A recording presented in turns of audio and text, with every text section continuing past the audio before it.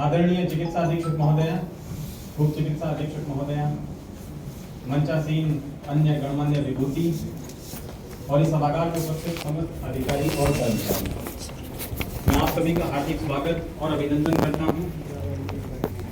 जैसा कि आप सबको पूर्व विदित है कि हमारी एमएस मैडम का ईएसआईसी हॉस्पिटल ओखला के लिए स्थानांतरण हो चुका है और बतौर चिकित्सा अधीक्षक आज का दिन इस अस्पताल में उनका अंतिम दिन है। अमूमन ऐसे किसी भी अवसर पर सरकारी कार्यालयों में फेयरवेल पार्टी दिए जाने की परंपरा है, परंतु मैं समझता हूं कि हम इस परंपरा का निर्वहन करने के लिए यहां एकत्र नहीं हुए हैं और यदि मेरी आगे की बात से इस सभागार में बैठा प्रत्येक व्यक्ति सहमत हो तो अपनी सहमति के स्वर को तालियों के शोर के माध्यम से मंच तक पहुंचाइएगा कि हम सब मैडम यहाँ एकत्र हुए हैं कि हमारे हृदय में आपके प्रति जो सम्मान का भाव है यहाँ आकर हम उसे व्यक्त कर सकें और आपके भावी जीवन की मंगल कामना कर सकें।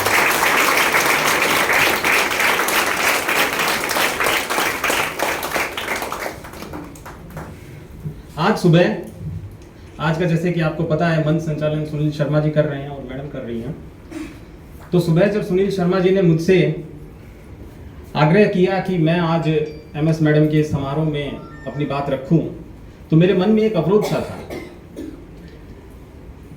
मुख्यतः दो कारण होते हैं इस अवरोध के। या तो स्थानांतरित हो रहे व्यक्ति के पास कोई उल्लेखनीय गुण ना हो, या फिर कोई व्यक्तिगत कारण हो जिनके कारण आप उनके विषय में कुछ कहना ना चाह रहे हो। परंतु मेरा कारण तीसरा था। मैडम, आपके प्रति मेरे मन में जितना आदर निहित है उसे शब्दों में पिघला पाना मेरी सामर्थ्य के बाहर था। कैसे अपने आदर को वाक्यों में संप्रेषित कर पाऊंगा यह दुविधा थी मेरी। भाव शब्दों में ढल कहीं अपनी महक खो न दे यह भय था मेरा। परंतु फिर भी मैंने बोलने का निश्चय किया, क्योंकि यदि आज भी मैंने बोलता तो यह अंतिम अवसर भी खो देता। मुझसे पूर्व जो वक्ता बोल चुके हैं वो आपकी प्रशासनिक उपलब्धियों के विषय में बात कर चुके हैं, मेहरा सर ने की है। मैं केवल उन गुणों की चर्चा करूंगा जिन्होंने मुझे व्यक्तिगत रूप से प्रभावित किया है। प्रथम गुण है मैडम आपकी ईमानदारी। इस सभागार में बैठा प्रत्येक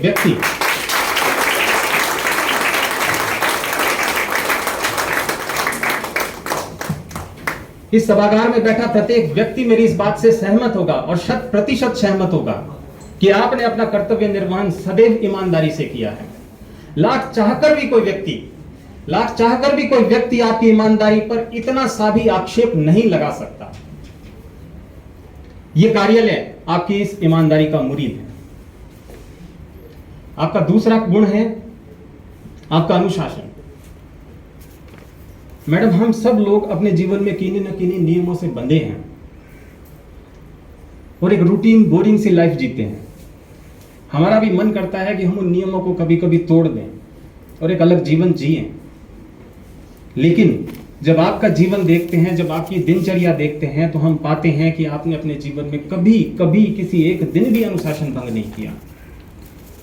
मैडम, सुबह के 8:30 बजे का वक्त देखने के लिए मुझे कभी अपनी जेब से मोबाइल नहीं निकालना पड़ा, क्योंकि जब आप अस्पताल में आते थे सिक्योरिटी गेट से मेरे पास फोन आ जाता था कि एमएस मैडम आ लिए हैं और मैं समझ जाता था कि 8:30 बज लिए हैं।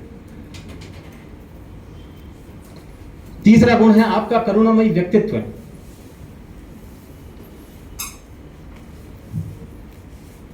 मैडम, इस बात को कहने में मुझे कोई संकोच, कोई गुरेज नहीं है कि लोग आपके कमरे में आने से डरते थे।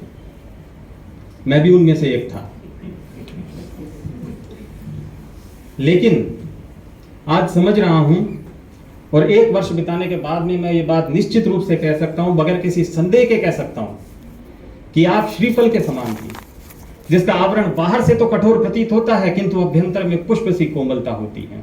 आपने लाख किसी को डांटा हो पर अपनी कलम से कभी किसी का बुरा नहीं किया।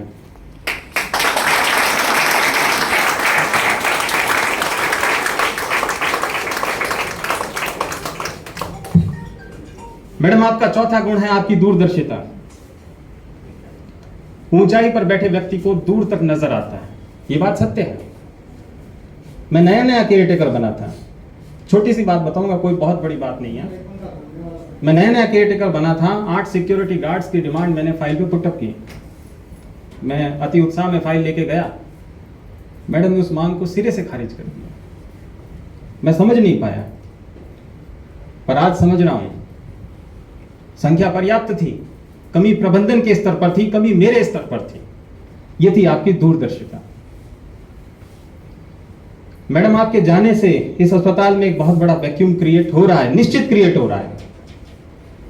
लेकिन हमें इस बात का संतोष है, इस बात की खुशी है, इस बात का यकीन है कि डीएमएस मैम इस वैक्यूम को संभालने जा रही है। डीएमएस मैम जैसी सक्षम अधिकारी इस वैक्यूम को संभालने जा रही है।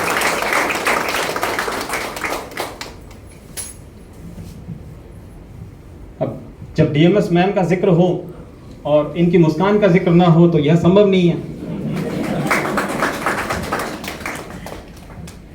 डीएमएस मैम को देखने से हमें यह सीखने को मिलता है कि जीवन में हास्य का कितना महत्व है, जीवन में मुस्कान का कितना महत्व है।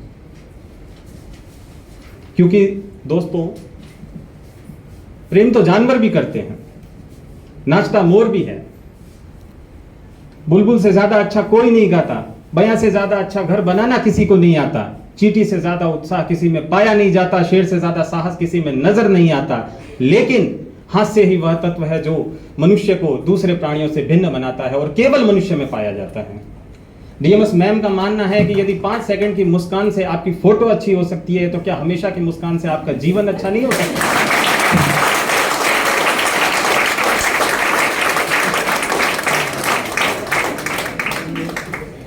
वक्त की तंगी है, मैं अपनी बात को यहीं समाप्त करूंगा। जाते जाते मैं एमएस मैम, डीएमएस मैम दोनों को ही उनके भावी जीवन के लिए शुभकामनाएं दूंगा। ईश्वर से प्रार्थना करूंगा कि आप दोनों की यश में, ख्याति में, कीर्ति में ईश्वर यूं ही वृद्धि करता रहे और हम मातहत कर्मचारियों को, लाखों ईएसआई के बीमाकृत व्यक्तियों को यूं ही लाभान्वित करता रहे। धन्यवाद।